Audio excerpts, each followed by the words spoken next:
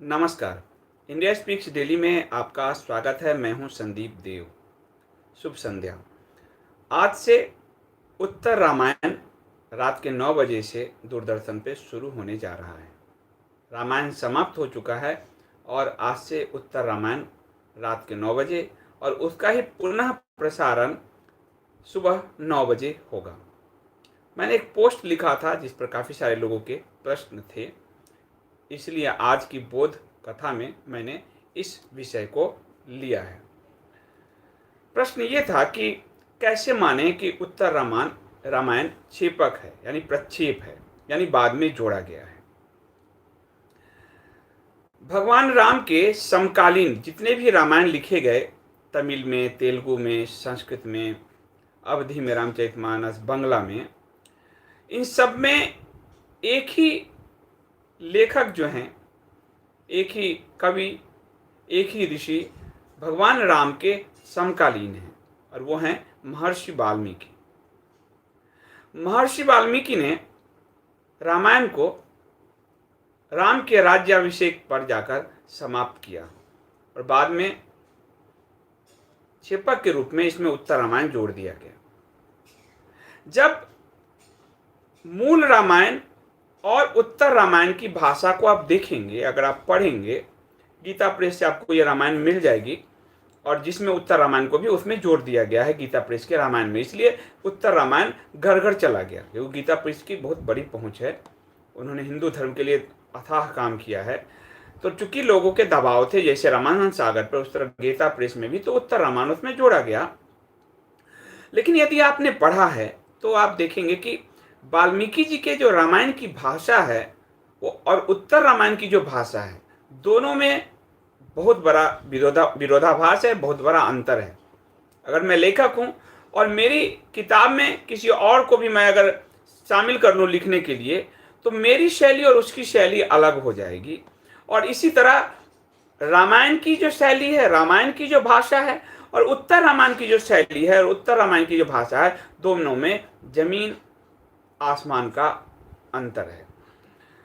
राम मर्यादा पुरुषोत्तम है और राम जो अपनी शापित माता कैकेयी जो हैं, उनके पिता ने उनको शाप दिया राम के वनगमन के बाद, उनसे कभी उनका परित्याग किया, उस तक के अधिकार के लिए लड़ते हैं। राम एक जो भील जाति की सबरी है माता, उस के जूठे बेर तक खाते हैं। इसलिए उस मर्यादा पुरुषोत्तम राम के पूरे चरित्र को कलुषित करने के लिए, स्त्री विरोधी उनको दिखाने के लिए सीता का त्याग उसमें डाला गया। उसके बाद शंभू वध दिखाया गया, जिसको आजकल के दलितवादी बहुत उछालते हैं कि एक दलित शूद्र शंभू, राम केवट उनके मित्र हैं राम के, वो सबरी भील का बेर खाते हैं जूठा। लेकिन शूद्र विरोधी भी दिखाने के लिए कि शंभूक नामक एक ऋषि जो दलित हैं, शूद्र वर्ग से हैं, कहानी जोड़ दिया गया कि एक ब्राह्मण का पुत्र मर गया। वो ब्राह्मण ने कहा कि इस राज्य में कोई शूद्र तपस्या कर रहा है, इसीलिए उसका जब तक वध न किया जाए तब तक ब्राह्मण का पुत्र नहीं जिंदा होगा। जबकि वाल्मीकि स्वयं उस वर्ग से आते हैं। ये पूरी तरह से राम की पूरी मर्यादा को कलुषित करने का प्रयास था, दोनों की भाषा में जमीन आसमान के रूप में। कहानी मतलब कितना सही है कितना गलत है, इस विषय में अगर आप समझेंगे तो आपको एक ईसाई, बेल्जियम से आए एक ईसाई, फादर कामिल बुल्के ने आधुनिक समय के तुलसी और वाल्मीकि के समकक्ष आप उनको रख सकते हैं, जिन्होंने राम कथा पर जो रिसर्च किया, उस रिसर्च का जोड़ किसी भारतीय ने भी नहीं किया। और हिंदी भाषा पर जो उन्होंने काम किया, उनके डिक्शनरी आपको मिलते होंगे, डिक्शनरी फादर कामिल बुल्के का, हिंदी भाषा के प्रति जो उनका अगाध प्रेम था, अद्भुत। और बाद में उन्होंने यहाँ की नागरिकता ली, उनको पद्म विभूषण दिया गया। और राम कथा, उसकी उत्पत्ति और विकास पे उस स्तर का काम भारत में नहीं है। वो पुस्तक मेरे पास है पर ऑफिस में है, इसलिए वो पुस्तक अभी मैं आपको नहीं दिखा पाऊंगा। और ये एक शोध था, इलाहाबाद विश्वविद्यालय से डीफिल के लिए उन्होंने डॉक्टर माता प्रसाद गुप्त के निर्देश में पूरा शोध पत्र जो तैयार किया था। फादर कामिल बुल्के कहते क्या हैं? फादर कामिल बुल्के कहते हैं कि वो पूरा रिसर्च है, पूरा अगर आप देखेंगे रिसर्च है, ऋग्वेद से लेके और जहां तक कि उनकी पूरी यात्रा है, और हर रामायण को उसमें शामिल किया गया है। तो उन्होंने उस रिसर्च के बाद कहा है कि राम कोई मिथकीय पात्र नहीं है, बल्कि वे इतिहास पुरुष हैं। रामायण इतिहास है, वाल्मीकि के रामायण राम इतिहास हैं, और जिनकी व्याप्ति भारत ही नहीं पूरी दुनिया में है। फादर कामिल बुल्के ने एक कथा अपना सुनाया उन्होंने कि कैसे उनके अंदर जो है ये चीजें हुई। तो उन्होंने एक बड़ा सुंदर जो है एक कथा जो है कहा है। उन्होंने अपने एक हॉलैंड के डॉक्टर मित्र हैं होयकास का एक हवाला दिया है। उसमें वो कहते हैं कि होयकास संस्कृत के प्रकांड विद्वान थे और इंडोनेशियाई भाषाओं के भी प्रकांड विद्वान थे। तो एक दिन वो केंद्रीय इंडोनेशिया में शाम को टहल रहे थे। देखा उन्होंने कि एक मौलाना है, मौलाना के बगल में कुरान रखा है और मौलाना रामायण पढ़ रहे हैं। तो उन्होंने कहा, मौलाना आप तो मुस्लिम हैं, कुरान पढ़ते हैं, आप रामायण क्यों पढ़ रहे हैं? तो उस मौलाना ने जो उत्तर दिया वो भारत के मुसलमानों को समझने वाला उत्तर है। जो भारत के मुसलमान, इसलिए इंडोनेशिया ने अपनी संस्कृति नहीं बदली। मुस्लिम, सबसे बड़ी मुस्लिम कंट्री होते हुए भी इंडोनेशिया भारतीय संस्कृति, हिंदू संस्कृति, सनातन संस्कृति के करीब है। तो उस मौलाना ने कहा, और भी अच्छा मनुष्य बनने के लिए मैं रामायण पढ़ता हूं। कुरान ठीक है, लेकिन और भी अच्छा मनुष्य हो सकूं, राम का वो चरित्र है। इसलिए राम के चरित्र को फादर कामिल बुल्के ने लिखा दिग्विजय, यानी पूरी दुनिया में वैसा कोई चरित्र नहीं है राम के चरित्र जैसा। और उन्होंने कहा कि ये मिथकीय नहीं है, ये ऐतिहासिक पुरुष हैं। और इसको रिसर्च से जब उन्होंने पूरा साबित किया है, बहुत लंबा रिसर्च है, वो एक शोध है, 1950 के दशक में लिखी गई है वो शोध पत्र जो इलाहाबाद विश्वविद्यालय का है। तो मेरे पास है, वो मैंने पढ़ा है, इसीलिए मैं आप लोगों को, मैंने कहा भी था एक बार कि उत्तर रामायण पे समझाऊंगा। उस पूरे शोध से एक एक ग्रंथ को शोध करके उन्होंने, इतनी मोटी ग्रंथ है वो अद्भुत ग्रंथ है, और एक एक शैली की व्याख्या करते हुए उन्होंने समझा दिया है कि वाल्मीकि जी की ये शैली है, उत्तर रामायण की क्या शैली है। पूरा उत्तर रामायण मिथकीय है, बाद में जोड़ा गया है राम के उस उदात्त, सर्वसमावेशी और जो विरुद्ध को भी जोड़ देते हो ऐसे चरित्र को कलुषित करने के लिए राम पर हमला किया गया। राम को जो है उत्तर रामायण जोड़कर प्रक्षेप करके रामायण को दूषित किया गया। तो जो लोग पढ़ सकते हैं वो शोध प्रबंध उपलब्ध है, वो शोध प्रबंध पढ़ें। और वो तो यहीं के रह गए, और उन्होंने जितना आधुनिक समय में काम किया, हिंदी वो जब यहाँ आए फादर कामिल बुल्के, उनको बड़ा दुख हुआ कि भारत की इतनी समृद्ध संस्कृत और हिंदी भाषा, और यहाँ के लोग अंग्रेजी में बात करते हैं। उन्होंने अपना शोध हिंदी में पेश किया। वो बेल्जियम का नागरिक, हिंदी में, और हिंदी किसी विद्वान ने उस स्तर का काम नहीं किया। राम कथा पर उस स्तर का काम नहीं है। तो मैं अभी ऑफिस मेरा बंद है लॉकडाउन में, पर मैं आप लोगों को बताऊंगा उसमें, जब मैं दूसरे वाले चैनल पे राम कथा पे आऊंगा उसके वैज्ञानिक स्वरूप पे। तो फादर कामिल बुल्के ने एक एक जो आनंद रामायण, कंब रामायण, सारे रामायण को छान मारा है। अद्भुत काम है वो। उत्तर रामायण पूरी तरह से प्रक्षेप है पूरा। इसीलिए जब आप आज से देखें, और रामायण जो आपने देखा है वो पूरे रिसर्च से साबित हुआ है। भारतीय तो गाली देते रहते हैं, ये जो वामपंथी मार्क्सवादी है, रिसर्च से साबित हुआ है कि राम एक ऐतिहासिक पात्र हैं, एक ऐतिहासिक चरित्र हैं। कामिल बुल्के ने लिखा है कि राम वाल्मीकि कथा के मिथकीय पात्र नहीं है, वह इतिहास पुरुष है, वो इतिहास है, हमारा इतिहास है वो। तभी राम सेतु का आज तक हमारा वैज्ञानिकता जो है, नासा और सबने साबित किया राम सेतु है, वो एडम ब्रिज कहते हैं, हम राम सेतु कहते हैं। तो ये राम और कृष्ण ऐतिहासिक पुरुष हैं। हमारे इतिहास से उसको काट दिया गया, क्योंकि वेस्टर्न का इतिहास खींच खींच के भी सिकंदर से शुरू होता है, पहले कुछ है नहीं। इसीलिए उनको जो है लाना पड़ा, उनको ईसा के पूर्व, ईसा के बाद, क्योंकि कितना भी खींच रहे थे तब भी ईसा से शुरू नहीं कर पा रहे थे। तो इस वजह से, इसलिए मैं कहूँगा आपको कि वो जो रिसर्च है, बेल्जियम उनकी अपनी भाषा फ्रेंच थी, लेकिन उन्होंने सारा काम हिंदी में किया है। तो वो रिसर्च पेपर मेरे पास है, पूरी किताब है, ऑफिस में है, मैं कभी बताऊंगा। लेकिन आपका एक सवाल होना चाहिए कि इसको दूषित किसने किया। ये आपका जो है सवाल होना चाहिए कि आपको ये दूषित किसने किया राम कथा को।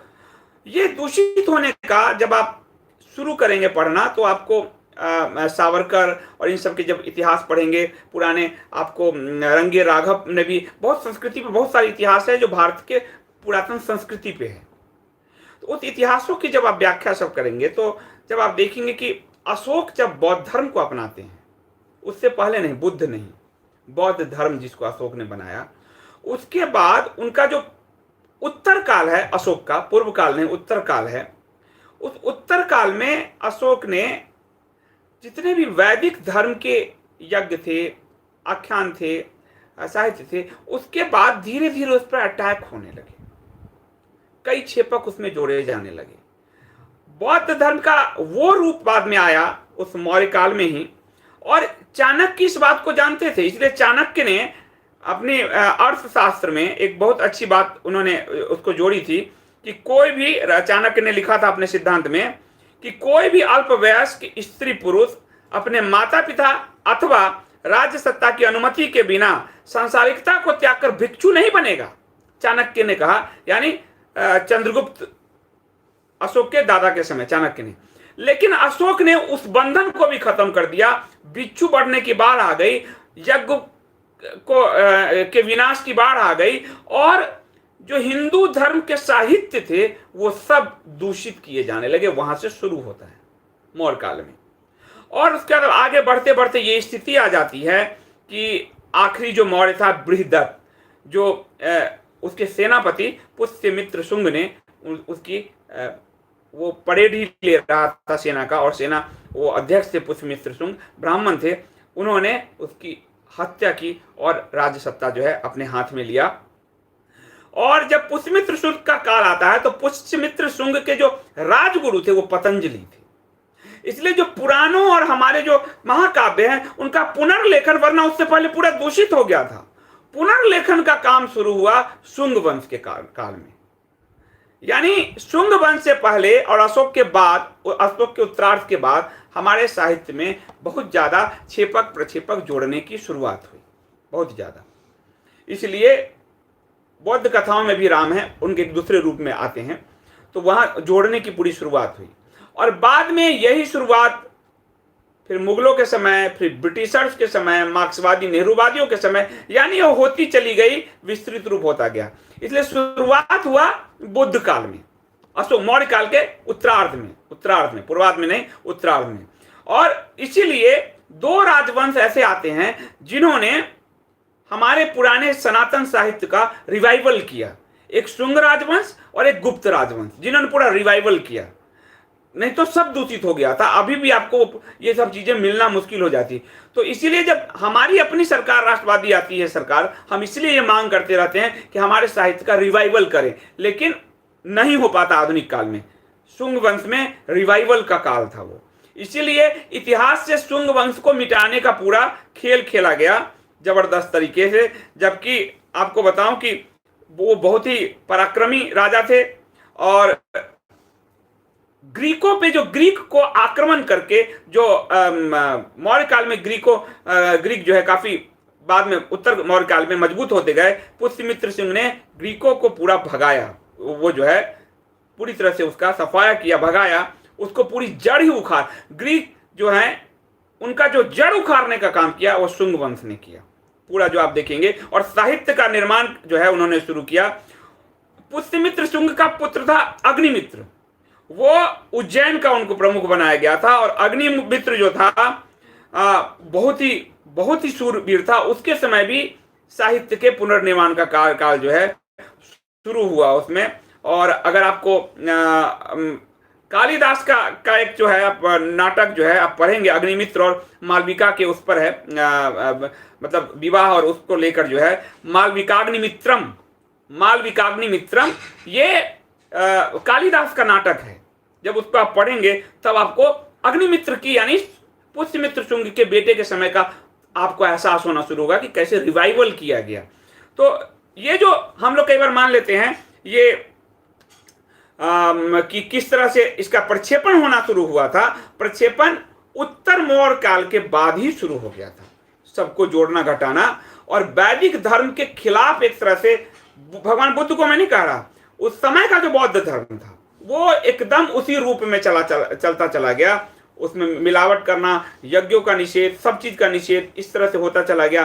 तो वो ऐसा, आप सोचिए कि वो राजा इस तरह जनता का के प्रति उसका जरा भी सहानुभूति नहीं था, उसके सेनापति ने भी उसमें उसका गला शिरोच्छेद कर दिया और पुष्यमित्र शुंग राजा बने। और पूरे पुराण जितने साहित्य आप देख रहे हैं, रिवाइवल का काल वहां शुरू हुआ। पुष्यमित्र शुंग ने ग्रीकों को हटाकर अश्वमेध यज्ञ भी किया था, जो हमारे पुराणों में मिलता है। तो उन्होंने उस पूरी परंपरा को जो बिल्कुल विलुप्त कर दिया था उत्तर मौर्य काल के बाद बौद्ध और भिक्षु और इन सब ने उसको फिर से रिवाइव किया।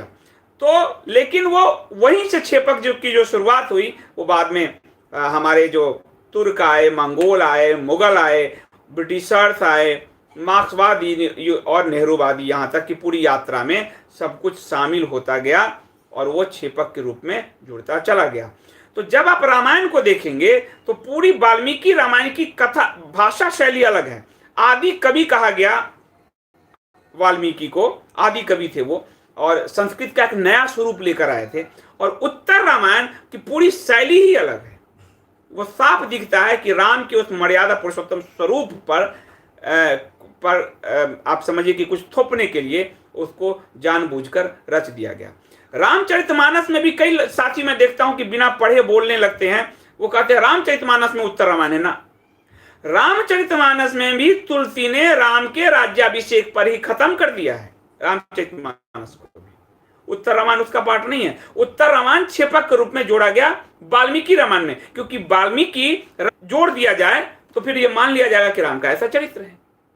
इसीलिए ये पूरी तरह से एक घालमेल का खेल शुरू हुआ। और वो घालमेल हमारे हर साहित्य में किया गया। ऐसा नहीं कि सिर्फ रामायण में, हर साहित्य में हुआ, महाभारत में हुआ, हमारे वेदों में किया गया, उपनिषदों में किया गया, पुराणों में तो भर दिया गया पूरा। तो ये एक बहुत दुस्साध यात्रा है जिसको करने की शुरुआत है। उसमें एक राम पर एक बेल्जियम का एक व्यक्ति आकर और इतना बड़ा काम कर गया। वो थीसिस इलाहाबाद यूनिवर्सिटी के लिए जो है वो उसके बाद भी किसी ने नहीं किया है। उसके बाद भी मैंने कई लोगों के रामायण पे जो रिसर्च शोध पत्र हैं वो पढ़े हैं, पर उस स्तर को नहीं छूता है। तो इसलिए मैं आज आपको जो बता रहा हूं कि आप 9 बजे वाला देखिए, एंजॉय करना। मैं ये नहीं कर रहा हूं नहीं देखिए, बिल्कुल देखिए, पर आपकी दृष्टि एकदम साफ होना चाहिए कि राम और रामायण इतिहास है हमारा, मिथक नहीं। मिथक नहीं, वो सब मिथक, माइथोलॉजी और मिथक वो लोग इसका यूज करते हैं कि हमारे इतिहास को झुठलाने के लिए। और उत्तर रामायण आप इसको मिथक कह सकते हैं। रामायण वास्तुतः इतिहास है और राम हमारे ऐतिहासिक पुरुष हैं। तो ये मुझे आप लोगों को आज बताना था, क्योंकि 9 बजे से आप देखेंगे तो मुझे लगा कि मैं इसके बारे में बताऊं। और मैं आपको इसके बारे में और डिटेलिंग अगर आप कहेंगे तो वो पूरा शोध पत्र आज मैं शुरू कर देता, लेकिन मेरा सब ऑफिस में पड़ा है और लॉकडाउन में मैं ऑफिस जा नहीं पा रहा हूं। तो इसलिए मैं आपको वो, अगर आप मुझे बाद में, मैं दूसरे वाले चैनल, आध्यात्मिक वाले चैनल पे, मैं उसमें, इसमें तो इतिहास भी मैंने शामिल किया, तो वहाँ उनके पूरे रिसर्च को आपको सामने रखूंगा। मैं एक एक रिसर्च, एक एक श्लोक का पूरा क्या क्या अंतर है, वाल्मीकि के समय इन चीज़ों के लिए क्या शब्द उपयोग हुआ, बाद में जोड़ा गया तब क्या शब्द पड़ा, उसका सामाजिक प्रभाव क्या था। इतना गूढ़ रहा मतलब रिसर्च है वो कि आपको मजा आ जाएगा अगर आप उसको पढ़ेंगे।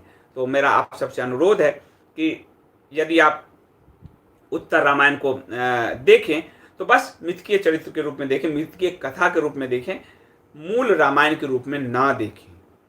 नहीं तो आपको लगेगा कि सीता के साथ राम अन्याय कर रहे हैं, उनको स्त्री विरोधी बना दिया गया, राम को लोक कथाओं का उस जमाने में निर्माण कर दिया गया, क्योंकि ये उत्तर मौर्य काल से ही शुरू हुआ। और उत्तर मौर्य काल में मैं बिहार से आता हूँ, तो उस मौर्य काल में पूरा बिहार, पूरा जो है वो पूरा प्रदेश आता था। तो आज भी उस समय मिथिला में सीता जी का जो त्याग कर दिया, उसको लेके इतनी कहानियाँ, किंवदंतियाँ, लोक कथाएं और गीत इतने लिख दिए गए कि उसको लगा बाद में झुठलाना मुश्किल है।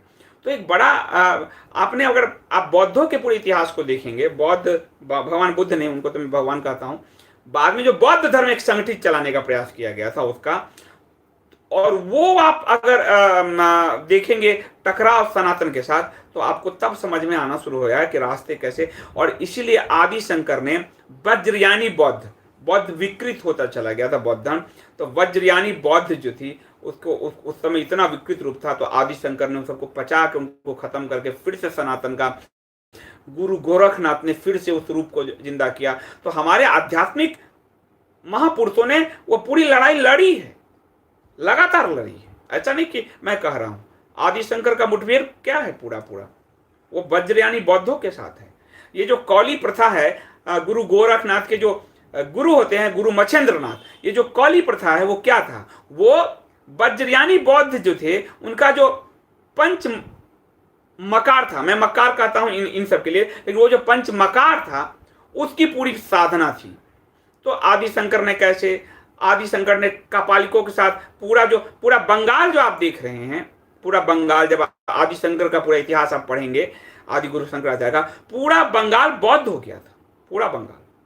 तो इतिहास हमारा इतना विस्तृत है कि धीरे धीरे मैं आपको बताता चलूंगा उसके बारे में। लेकिन मेरा आप सबसे इतना ही अनुरोध है, जरूर देखिएगा, पर इसको मिथक मानकर देखिए, और रामायण में भगवान राम के राज्याभिषेक तक को आप एक इतिहास मानकर, ऐतिहासिक पुरुष उनको मानकर देखें। और इसके बाद राम पर जो स्त्री विरोधी या शूद्र विरोधी होने के लिए ये पूरा खेल चला, क्योंकि बौद्ध धर्म जो बाद में बना उसमें ब्राह्मणों का विरोध बहुत बड़ा था, तो इसलिए शूद्र, और उसके बाद शूद्र की हत्या करवाई गई उसमें। ये सब उसी समय से छेपक पूरे जुड़े आ रहे हैं। क्षत्रियों का पूरा विरोध फिर शुरू हुआ, क्योंकि वो क्षत्रिय जो समाज से गौतम बुद्ध आए, महावीर आए, लेकिन बाद में चूंकि क्षत्रिय रक्षा कर रहे थे समाज का, तो उनसे हथियार, तो इसलिए बौद्ध धर्म अहिंसा के नाम पे हथियारों का शिकार, हथियार, सब चीज का जो है विरोध करना शुरू किया। तो एक बहुत लंबी परंपरा है, कभी आपको मैं बताऊंगा, वो धीरे धीरे बताऊंगा,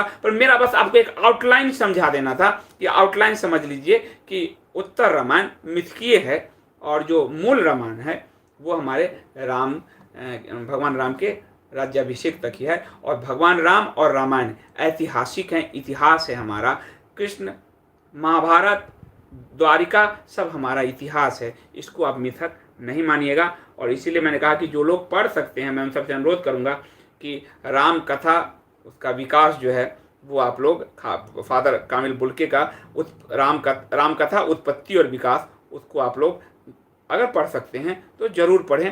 बहुत मोटी थीसिस है। अभी के लिए इतना ही, क्योंकि अब आप लोग देखने जाएंगे उत्तर रामायण। तो बस मेरा अनुरोध आपसे, इस आज अनुरोध के साथ मैं आप लोगों के बीच आया था। बहुत धन्यवाद। अविनाश आचार्य जी, बहुत धन्यवाद सुपर चैट के लिए। देवदत्त पटनायक जैसे जाहिल लेखक हिंदू इतिहास को मिथ कहानी बोल के सनातन धर्म को नीचा दिखाने की साजिश कर रहे हैं। ये बात आपने बिल्कुल सही कही, क्योंकि मुझसे जब मैंने देवदत्त पटनायक का कुछ विरोध किया तो कई महिलाएं में जो हैं मेरा विरोध करने के लिए उतर आई। वो इतना अच्छा बता रहा है, क्योंकि आपने पढ़ा नहीं, तो आपको जो चीजें हैं, आपको रेगिस्तान में एक बूंद भी लग रहा है, बहुत अच्छा बता रहा है, क्योंकि आपने रामायण में झांकने की कोशिश नहीं की। आपने महाभारत में, देवदत्त पटनायक ने तो पूरे आपके कालक्रम को बदल दिया कि महाभारत पहले हुआ, रामायण बाद में हुआ, और वो माइथोलॉजी कहता है। यहीं से आपके आत्मविश्वास को तोड़ने की शुरुआत हुई। आपको इतिहास है वो, आपको अगर कहना है तो कहिए पौराणिक इतिहास, माइथोलॉजी नहीं, मिथक नहीं, आप कहिए पौराणिक इतिहास। इसीलिए देवदत्त पटनायक है, अमीश है, इन सबको जैसे उस जमाने से ये चल रहा है, ये नहीं कि आज खड़ा किया गया है, उस जमाने से कह रहा हूं, ये चरित्र लिखने के लिए, ताकि जनता में धीरे धीरे, तभी तो उत्तर रामायण लिखा गया और जोड़ दिया गया। अमीश ने क्या लिखा? अमीश ने सीता जी बचपन में हनुमान जी के साथ खेल रही हैं। अब ये देखिए कितना कल्पना जोड़ा। तो इसी तरह उत्तर रामायण में इस तरह की चीजें जोड़ी गई। सीता जी की जो चाचा थे, काका कुशध्वज, सीता जी के जो पिता थे जनक, उनका नाम था शीरध्वज जनक, और जो उनके काका थे उनका नाम था कुशध्वज जनक। कुशध्वज सीता जी को मारना चाहते हैं। वो इतना, उस उत्तर भारत की सबसे इतनी ज्ञान परंपरा वाला राजा जनक के पूरे राज परिवार को, पूरी परंपरा को दूषित करने के लिए अमीश लिख रहा है। तो हम चूंकि नहीं जानते और हम पढ़ना नहीं चाहते, हम एक नॉवेल के फॉर्म में चीजों को, 2 मिनट नूडल्स का हमें आदत है, चाइनीज फूड हमारा पसंदीदा फूड हो चुका है, तो हम बस 2 मिनट नूडल्स में सब कुछ चाहते हैं। इसीलिए 2 मिनट नूडल्स के लेखक जो आज कर रहे हैं, अमीश ने में लोहा लिखा। अब शिव को गांजा, जो आपने देखा होगा इस तरह का गाना चलते हैं, गांजा पीता हुआ हड्डी मार, इस तरह की पूरी परिकल्पना उसने शिव के लिए की। आप देखिए उसकी पूरी कड़ी। तो वही काम उत्तर रामायण के लेखकों ने भी किया उस वक्त। सोच के देखिए, राम के चरित्र को खराब करने के लिए, जैसे अमीश ने शिव के चरित्र को, जैसे अमीश ने पूरी जनक परंपरा को, राज परिवार को खराब करने के लिए इस तरह की चीजें लिखी जिसका कोई आधार नहीं है, वही उस समय उत्तर रामायण के लेखकों ने किया और रामायण में उसको चिप्पी जोड़ दिया। तो ये सदा से होता रहा है, पर इसको काट वही सकता है जो ज्ञान के मार्ग पे चलेगा, और ज्ञान का मार्ग भारत की परंपरा का मार्ग है, उसका अनुसरण करना ही होगा और कोई रास्ता नहीं। बहुत धन्यवाद अविनाश जी आपका। अजीत शुक्ला जी आपका बहुत धन्यवाद। कह रहे हैं प्लीज डू नॉट डिस्टर्ब, लोगों को कह रहे होंगे, कई लोग मुझे डिस्टर्ब कर रहे होंगे, मैं ध्यान नहीं देता डिस्टर्ब करने वालों पे, तो कोई बात नहीं, मेरा अपना काम, मेरे पाठक, मैं जानता हूं मेरे जो दर्शक हैं रोज के, मेरे पाठक कौन हैं और वो असल में क्या चाहते हैं, और तभी मैं कमेंट पढ़ता हूं बाद में। तो कई लोग उत्तर रामायण पे चाह रहे थे, तो मैं आज लेकर आया इसको। सौरभ पुरोहित जी कह रहे हैं संजीव जी, मैं भारत का असली इतिहास संपूर्ण एकीकृत रूप से क्रमानुसार जानना चाहता हूं, कैसे पढ़ पाऊंगा? बहुत अच्छा सवाल है। मैं आपको 2-3 आपको विकल्प देता हूं, वो भी पूरी तरह से नहीं है, लेकिन आपको एक आउटलाइन मिल जाएगा। पहला तो दिनकर की संस्कृति के 4 अध्याय लीजिए आप, ताकि आपका एक आउटलाइन क्लियर हो जाए कि भारत क्या है और क्या था। ठीक है, उसके बाद वीर सावरकर का 6 स्वर्णिम अध्याय करके किताब है, वो पुराण में नहीं झांकते, लेकिन वो मौर्य काल से लेके और ब्रिटिश काल तक बिल्कुल ही, जैसे आप कुंजी पढ़ते हो परीक्षा में, कुंजी जैसे पढ़ते हैं, उस कुंजी के रूप में वो किताब उन्होंने रखा है उस किताब को। ये 2 किताब शुरुआत आप करो इसको, फिर धीरे धीरे धीरे मैं आपको बताना शुरू करूंगा, तो आप धीरे धीरे इसको समझोगे। और बहुत सारे हैं, आरसी मजूमदार के वॉल्यूम्स हैं उसमें, तो वो सब उलझ जाओगे। 2 किताबों से शुरू करो, दिनकर के संस्कृति के 4 अध्याय से, ताकि आपको एक आउटलाइन क्लियर हो जाए। और 6 स्वर्णिम पन्ने करके हैं वीर सावरकर का लिखा हुआ, वो आपको एकदम पॉइंट वाइज है, वो आपको समझने में बहुत आसानी होगी, कुंजी की तरह है वो किताब, वो आप ले लोगे तो वो आपको बहुत आसान हो जाएगा भारत के पूरे इतिहास को समझने में। विशाल कोठारी जी बहुत धन्यवाद, गोल्ड सदस्यता आपने ग्रहण किया है, आपका बहुत बहुत स्वागत है हमारे नए सदस्यता क्लब में, बहुत बहुत स्वागत है। और ये अगले हर महीने के शनिवार, द्वितीय शनिवार को एक स्पेशल लाइव सिर्फ मेंबरों के लिए होता है, तो आपका बहुत स्वागत है, उसमें हम लोग मिलेंगे और कमेंट जब आप करते रहेंगे तो मैं अक्सर आपको इस पर देख ही लूँगा लाइव में। बहुत बहुत धन्यवाद। जैसे सुधीर शर्मा कह रहे हैं हरवंश पुराण में राजा जनक जी का संपूर्ण इतिहास है। अभी मैं पुराणों के जरिए, पुराण हमारी वंशावली को सुरक्षित रखे हुए हैं, इक्ष्वाकु से लेकर, आपको पता है तक्षशिला जो है, राजा रामचंद्र जी के जो भाई हैं भरत, उनके पुत्र तक्ष पे उसका नाम है। तो पूरी परंपरा इक्ष्वाकु वंश की पूरी वंशावली मिल जाती है। 54-55 राजा हुए हैं, वो सब पुराणों में है, और विदेशियों ने हमारे भारतीयों से बेहतरीन काम किए हैं। इसलिए कई चीजों पर रिसर्च की जरूरत है, फिर बाद में हम उसमें कई गलतियां भी पाते हैं, फिर उसको हम सुधार करते हैं, लेकिन आउटलाइन हमको अगर मिल जाता है तो काम करने में आसानी हो जाती है। मैं धीरे धीरे उस पर आता जाऊंगा, आपको धीरे धीरे बताता जाऊंगा समय पे। बहुत प्रतिभा शर्मा जी आपका बहुत हृदय से धन्यवाद। उन्होंने कहा कि मैंने आज अपने पड़ोसियों को उत्तर रामायण के बारे में बताया ताकि वो पहले वाले रामायण के अमृत के बाद विष ना चखें। बहुत, ये देखिए कितना, महिलाएं अगर ये काम कर रही हैं, पुरुष एक आदमी को शिक्षित करता है, महिलाएं 2-2 परिवार, इतने लोगों को शिक्षित करती है। मेरे को ये बहुत अच्छा लगता है कि महिलाएं अगर इन चीज़ों में अगर आती हैं, आगे आएँ, तो भारत का पूरा ही इतिहास और भविष्य, जब मतलब हम स्वर्णिम युग में सचमुच चले जाएंगे। देवानंद कहते हैं पुराणों में तो सर बहुत ज्यादा मिलावट है। बिल्कुल बहुत ज्यादा मिलावट, वही तो कह रहा हूं कि वो दौर से शुरू हुआ, उसको छानना बड़ा मुश्किल है। फादर कामिल बुल्के टाइप के लोग जो अपना जीवन खपा दें। कर्नल टॉड जिसने राजपूत जाति का इतिहास लिखा, उसमें भी बहुत छेपक है, लेकिन जब उसको समझोगे तो आपको सूर्यवंश और चंद्रवंश का पूरा इतिहास मिल जाएगा उसको, और आपको तब पता चलेगा कि हम सिंधु से हिंदू नहीं बने हैं। तब आपको पता चलेगा, वरना हमें सिंधु से हिंदू बना के लोगों ने छोड़ दिया।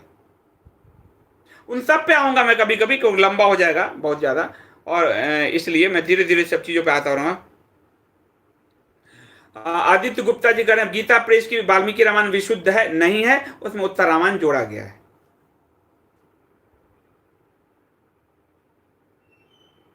आकाश कह रहे हैं रामकाल से अब तक की अर्थव्यवस्था पर चर्चा करें। बहुत अच्छी बात आपने कहा, धन्यवाद। उन अर्थव्यवस्था को समझने के लिए एक किताब है लक्ष्मीनामा, पुरानी अर्थव्यवस्था से लेकर अब तक के लिए अंशुमन तिवारी जी ने लिखी है। उस किताब को आप पढ़िए, आप खुद पढ़ के उसको समझ सकते हैं। नरेंद्र सिंह राजपूत जी आपका बहुत धन्यवाद, करें सच्चाई का दूसरा नाम ही संदीप जी है, तो आपका धन्यवाद, आप इतना स्नेह देते हैं इसके लिए। तो आकाश आप लक्ष्मीनामा को पढ़ें उस अर्थव्यवस्था को समझने के लिए। विक्रम चहल जी बहुत धन्यवाद सुपर चैट के लिए। हमारे अप्रवासी मित्र हैं और वो हमेशा लेते हैं सुपर चैट में भाग। आपका बहुत धन्यवाद विक्रम जी। आप अप्रवासी साथी हैं, हम सबके हृदय के करीब हैं। आप लोग भी प्रश्न पूछें तो बहुत अच्छा लगता है कि हमारी बातें वहां तक जा रही है। इंजीनियर मनीष के तिवारी कह रहे हैं संजीव जी क्या वर्तमान में कोई भारत के इतिहास और सांस्कृतिक साहित्य को एकीकृत करने का प्रयास कर रहा है? लेखन के माध्यम से नहीं कर रहा है, नहीं कर रहा है। मैं इसलिए दुखी होता हूं एचआरडी मिनिस्ट्री के हालचाल से, बिल्कुल दुखी होता हूं अंदर से। आपने मेरे ना अंदर के जख्म को हरा कर दिया। और ये जो इतिहास पुनर्लेखन जो संघ ने भी शुरू किया था वो कुछ कहीं किसी परिणति में नहीं है। संघ के इतिहासकार हैं, आपको बताऊं, सूर्यकांत वाली जी, भारतनामा किताब है, सूर्यकांत वाली जी ने शंबुक बध को सही ठहरा दिया है। तो मुझे पीड़ा हो जाती है, मेरे को दिल को छू जाता है ये सब चीज़ें। मैं बोलना नहीं चाहता क्योंकि हमारा हिंदू संगठन है, संघ है और ये, पर उनके जो इतिहासकार हैं वो शंबुक बध में भी घुस जाते हैं सही करने के लिए। तो पीड़ा हो जाती है मुझे, तो कोई नहीं कर रहा।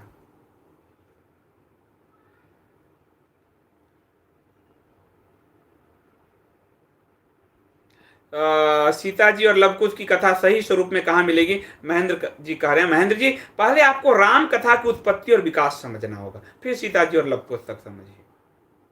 वो जो मैंने आपको फादर कामिल बुल्के की किताब बुलाया है, और लेकिन वो रिसर्च है, थीसिस है, उसको कहानी के रूप में आप नहीं पढ़ पाएंगे, वो पूरी थीसिस है। तो कई बार लोग बोर हो जाते हैं, 50 के दशक में लिखी गई है, लेकिन रिसर्चर बहुत बेहतरीन रिसर्च है, वो बुक है, तो वो आप पढ़ सकते हैं, तब आपको समझ में आएगा। स्नेहिल पाटिल जी करें संदीप भैया आपकी बोध कथा बहुत ही अच्छी होती है, धन्यवाद। कम लोग देखते हैं ये, पर कुछ लोग देखते, 100 लोग भी देखते हैं, तो मुझे लगता है कि मेरा उद्देश्य जो है सफल हो रहा है। हम अपनी पुरानी चीज़ों को आज के संदर्भ से जोड़कर समझने की कोशिश कर रहे हैं, तो मुझे अच्छा लगता है, और आप लोग साथ आते हैं तो बहुत अच्छा लगता है। सोहन पाटिल जी कह रहे हैं आपके अनुसार श्री राम जी का काल कितना पुराना है? मैं इसलिए कह रहा हूं कि आपको रामकथा उत्पत्ति और विकास को पढ़ना चाहिए, पढ़ने में कोई हर्ज नहीं है, साहित्य में बता रहा हूं।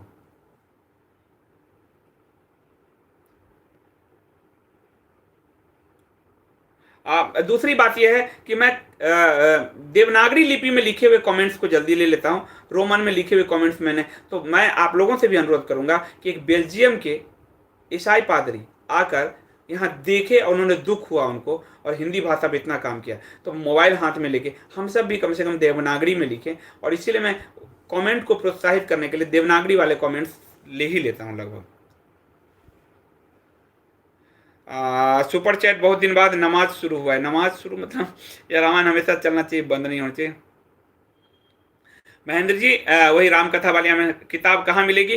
किताब कहाँ मिलेगी? किताब मिल जाएगी, किताब राजकमल प्रकाशन से है, राजकमल प्रकाशन से मिल जाएगी जितेंद्र जी। न्यासा रॉय भी देख रही हैं, बहुत बहुत धन्यवाद न्यासा राय जी। बिटिया है मेरी, मेरे सारू भाई की छोटी सी नन्ही सी बेटी है, पर उसका इतिहास में बड़ा ही बहुत उसकी रुचि होती है, तो वो इसको देख रही है। छोटे बच्चे देख रहे हैं, ये बहुत अच्छी बात है कि कम से कम वो इतिहास को समझेंगे। हम लोग तो मिलावटी बहुत कुछ पढ़े। तो धन्यवाद न्याशा। ऋषभ जैन कर रहे हैं, can you please make a video for how to start reading correct history and. कोशिश करूंगा मैं इसको देने की आप लोगों को। ये एक है रसिक चौहान, सनातन धर्म के विरोध के लिए नई कथा जोड़ी गई। विशाल कोठारी हमारे मेंबर हैं, वो कह रहे हैं was trying to make monthly payment but it was little difficult from USA so finally I join as a member. Thank you Vishal ji, ये ज़्यादा अच्छा है। जो विदेश के लोग हैं उनको तकलीफ होती है और सो होती भी है करेंसी में, तो ये मेंबर इसीलिए यूट्यूब ने व्यवस्था कर रखी है। तो आप लोग अगर मेंबरशिप लें तो भी हमारे सब्सक्रिप्शन को एक सपोर्ट मिल जाता है, एक सब्सक्रिप्शन राशि आ ही जाती है। बहुत बहुत धन्यवाद आपका। तो मैं इसको ख़त्म करता हूँ। संदीप जी, इतना रिसर्च कार्य उपलब्ध होने के बाद भी किसी ने इसे राम मंदिर केस और राम सेतु केस में प्रयोग क्यों नहीं किया? साई टेक्नो ब्रेन्स कहते हैं प्रयोग हुआ है उनका। जब साहित्य आप देखोगे जो राम मंदिर केस में लगा है तो बहुत प्रयोग हुआ। उसमें वाल्मीकि रामायण की चर्चा है, विनय पत्रिका की चर्चा है, बहुत है उसमें बहुत। एक बार आप देखोगे तो आपको लगेगा। आप प्रतिभा जी हमारी बेटी न्यासा बेटी को आशीर्वाद दे रहे हैं, बहुत धन्यवाद प्रतिभा जी। तो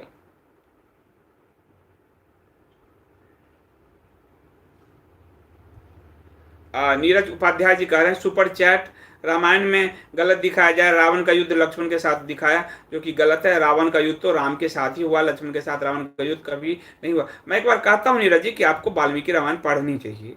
वाल्मीकि रामायण हम सब पढ़ें, मैं जानता हूँ कि बहुत सारे लोग नहीं पढ़े हैं, तो आपको पढ़ना तो चाहिए। जितेंद्र जी कह रहे हैं देवनागरी लिपि हमारी पहचान है, बहुत धन्यवाद।